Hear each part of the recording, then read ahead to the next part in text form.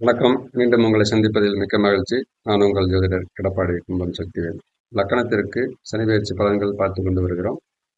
இதன் வரிசையில் இப்பொழுது மகர லக்கணத்திற்கான சனி பெயர்ச்சி பலன்களை பார்ப்போம்.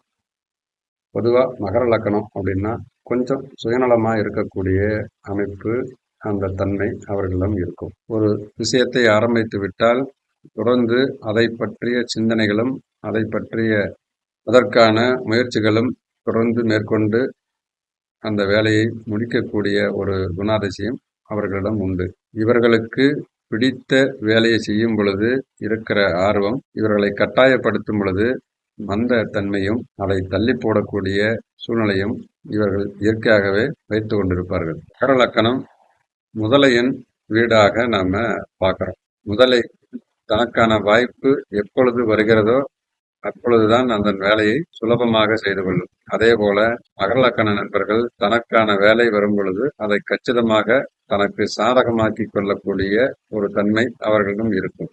லக்கணாதிபதியும் இரண்டாம் அதிபதியும், அதாவது தனஸ்தானத்தை தரக்கூடிய இரண்டாம் அதிபதியும் ஒரே கிரகமாக இருப்பதால் இவர்கள் செலவு செய்வதில் சிக்கனம் சிக்கனம் என்றால் கஞ்சனாக இருக்கக்கூடிய ஒரு வாய்ப்பு. அனாவசிய செலவுகளை தவிர்ப்பதும், அனாவசிய செலவு என்றால் அடுத்தவர் பணத்திலும் தன்னுடைய தேவைகளுக்கு மட்டும் தன்னுடைய பணத்தை பயன்படுத்தி கொள்ளும் ஒரு சூட்சமம் இவர்களிடம் உண்டு. தன்னுடைய மந்த நிலையால் ஒரு முறையாவது ஒரு பெரும் பணத்தை இழக்கக்கூடிய ஒரு சூழ்நிலை கட்டாயம் இவர்களுக்கு ஏற்பட்டே தீரும். சனி பகவானுடைய லக்கணம் என்றாலே நீதி நேர்மையை கடைபிடிக்க வேண்டிய நபர்களாக இருக்க வேண்டும்.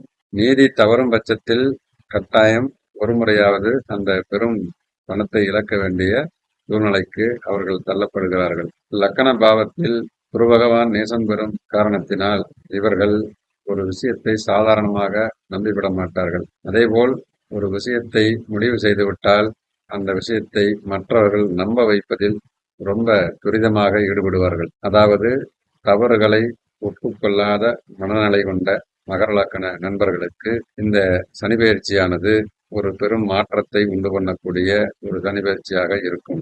அவை பூர்வீக இடமாற்றம், தந்தை வழி சொத்து இடமாற்றம், குழந்தைகளுக்காக வெளியூரில் தங்க வேண்டிய சூழ்நிலைகள், வெளிநாடு செல்ல வேண்டிய வாய்ப்புகள், தொழிலில் புதிதாக ஒரு நிறுவனத்தை துவங்கக்கூடிய ஒரு வாய்ப்புகள் என்று பெரிய மாற்றத்தை கொண்டு பண்ண வைக்கும். மாணவர்களுக்கு கல்வி நிலையில் கட்டாயம் ஒரு இடமாற்றம் உண்டு. புதிதாக உயர்கல்விக்காக முயற்சி செய்து கொண்டிருந்தவர்கள் தாராளமாக இந்த 2.5 ஆண்டு காலத்தில் ஒரு வாய்ப்பு கிடைக்கும். வெளியூர் சென்று படிக்கக்கூடிய ஒரு வாய்ப்புகளும், உயர்கல்வி படிக்கும் மாணவர்களுக்கு இது ஒரு ஏற்றமான காலகட்டமாக இருக்கும். வெளியூர் சென்று படிக்கக்கூடிய வாய்ப்பும், உயர்கல்வி படிக்கக்கூடிய வாய்ப்பும் கட்டாயம் ஏற்படும். மருத்துவத்திற்காகவோ அல்லது மற்ற உயர் படிப்புக்காகவோ வெளியூர் செல்ல நினைக்கும் மாணவர்கள் கட்டாயம் சென்று படிக்கக்கூடிய ஒரு வாய்ப்பு உண்டாகும். சனி பகவானின் 5-9 பார்வைகள் மிகச் சிறப்பான ஒரு பலனை தரும். அதே போன்று வெளிநாடு செல்லக்கூடிய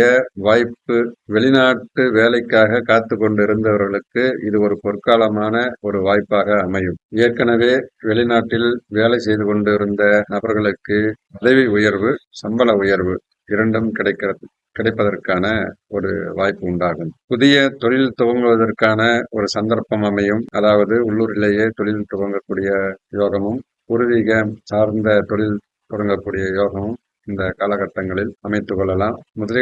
முதலீடு செய்து தொழில் பண்ணக்கூடிய சூழ்நிலைகள் ஏற்படும் பட்சத்தில் கொஞ்சம் கூடுதல் கவனம் செலுத்தி செயல்படுங்கள். சில நபர்கள் தந்தையினுடைய தொழிலை எடுத்து நடத்தக்கூடிய ஒரு வாய்ப்பு கிடைக்கும், அல்லது தந்தை இவர்களுக்கு தொழில் அமைத்து தரக்கூடிய ஒரு சந்தர்ப்பம் உருவாகும். மேலும் மாற்றத்தை தரக்கூடிய 3ஆம் பாவகத்திலிருந்து பூர்வீக ஸ்தானத்தை பார்வை செய்வதால் பூர்வீகத்திலிருந்து இடமாற்றம் செய்யலாமா என்று ரொம்ப நாள் தவம் இருந்தவர்களுக்கு இந்த காலகட்டம் சிறப்பானது ஒரு வாய்ப்பு அமையும். வெளியூர் செல்லக்கூடிய ஒரு யோகம் உண்டு.